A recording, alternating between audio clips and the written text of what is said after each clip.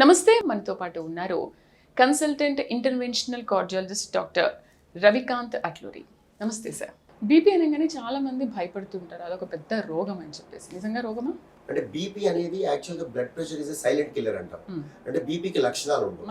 ఒక అపోహ ఏంటి అంటే బీపీతో కోపం వస్తుంది అనేది ఒక అపోహ, బీపీతో తలనొప్పి వస్తుంది అనేది ఒక అపోహ, బీపీతో కళ్ళు తిరుగుతాయి అనేది కూడా ఒక అపోహ. బీపీ సైలెంట్ కిల్లర్ అంటాం. ఎందుకంటే 200 ఉన్నా కూడా నీకు తెలియకపోవచ్చు, 200/110 ఉండి కూడా మీకు ఏమీ తెలియకపోవచ్చు. అయితే ఇది అవేర్నెస్ ఇవ్వడానికి బీపీ గురించి చెప్పడం జరిగింది అందరికీ. అయితే దీనికి కొంతమంది భయపడిపోయి భయంని బీపీ అనుకోవటం, కోపాన్ని బీపీ అనుకోవటం, యాంగ్జైటీని బీపీ అనుకోవటం, ఇవన్నీ చూసి అప్రెన్షన్ ఫీల్ అయ్యి అంతా కన్ఫ్యూజ్ చేస్తుంటారు అందరినీ.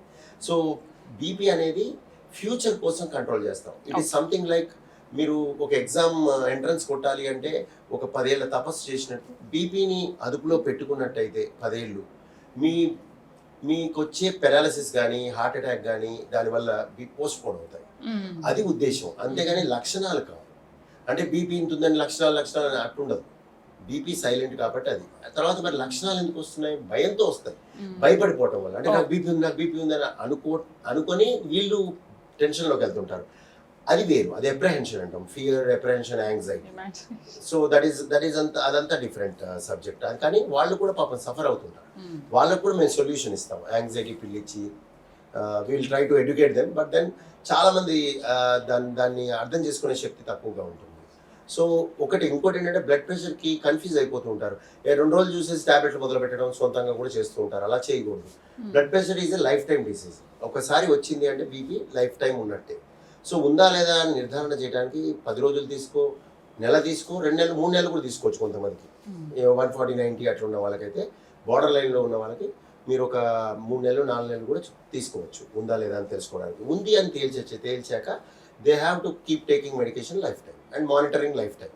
డాక్టర్ని సంప్రదించడం కూడా లైఫ్ టైం చేయాలి. అంతేగాని బ్లడ్ ప్రెషర్ మీద అవగాహన తప్పుగా ఉండి భయపడిపోవడం అనేది చేయలేదు. అది భయపడేది ఉంది. దాంట్లో హైపర్ టెన్సివ్ ఎమర్జెన్సీ క్రైసిస్ అని ఉంటాయి. అవి డిఫరెంట్. ఏంటంటే అది ఒక రోజులో వచ్చేవి కావు. ఇట్లా బ్లడ్ ప్రెషర్ని తెలియక వదిలేసి ఎప్పుడు చూపించుకోకుండా ఉండి అది స్లోగా 5 ఏళ్లలో 240/120 అట్లా వెళ్ళిపోయి బ్రెయిన్లో బ్లీడ్ అవ్వటం కానీ, ముక్కులోంచి బ్లీడ్ అవ్వటం కానీ, తర్వాత ఆయాసం వచ్చి హార్ట్ ఫెయిల్యూర్ అవ్వటం కానీ వస్తుంది. అదే హైపర్ టెన్సివ్ ఎమర్జెన్సీ అని.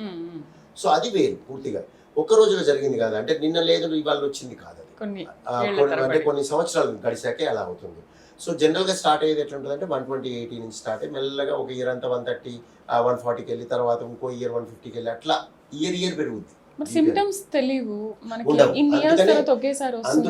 అందుకనే మనం రెగ్యులర్గా చెక్ చేసుకుంటాం. అలా అని చెప్పి భయపడిపోకూడదు. బీపీ ఉంటే కంట్రోల్ చేసుకుంటాం, అదుపులో పెట్టుకుంటాం మందులు వాడి. That's what. అండ్ ఇంకోటి లో బీపీ అని ఒక కన్ఫ్యూజన్ ఉంటుంది.